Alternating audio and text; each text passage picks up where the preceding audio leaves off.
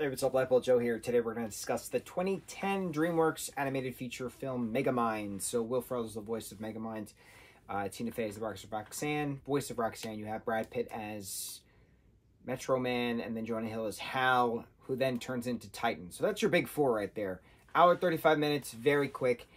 It is interesting watching this for the first time 14 years later. 14 years later? 14 years later. Yes. Time is weird, man.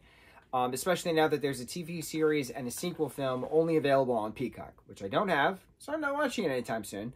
But watching this and being a fan of both Adventure Time and Rick and Morty, this film is literally a hybrid of the two of them. It's literally the adventures of Ice King stealing princesses and kidnapping them, and then eventually being a villain and turning a hero at some point here and there to help Finn and Jake. And on the flip side of Rick and Morty, you have Rick being the villain for most of these stories, but then becomes the hero at random intervals, you know, for the betterment of the moment, kind of a thing.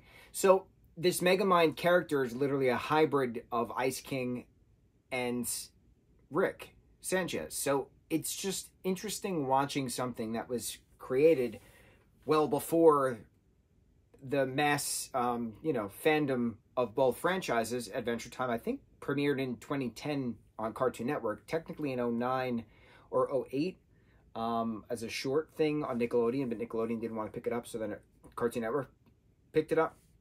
And then Rick and Morty was 2015,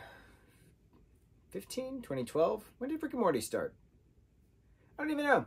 It's been quite some time Rick and Morty started. So it's a good film, but because I have so much comparison now to other projects, it's kind of moot. Like, I'm sure it was great when it first came out, but to me it was bland now because I've seen so much of that. I've seen the princesses being stolen. I've seen the villain turned hero to save, the moment plenty of times in both of those TV series. So to watch this, to have Metro Man fake his death and then Megamind getting bored and then inadvertently creating a villain who he intended to be a hero, to have some sparring, basically, to ease the boredom, to then have him become then the hero to save the moment.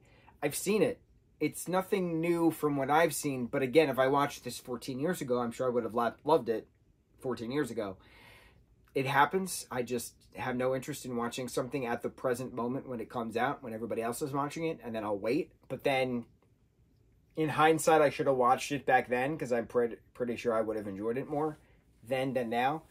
I'm curious what the sequel and TV series is about. I know we did a short review on the Doom Button. That was like one of the Halloween reviews we did almost a year ago. Time is weird, man. I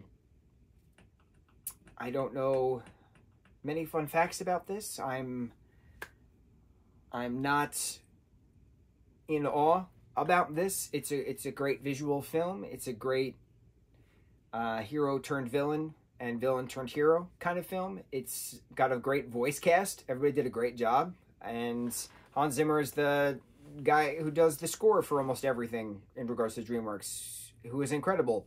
So the soundtrack is incredible. Megamind, 2010 film. I should have seen it 14 years ago, but can't win them all. On to the next review. Mahalo.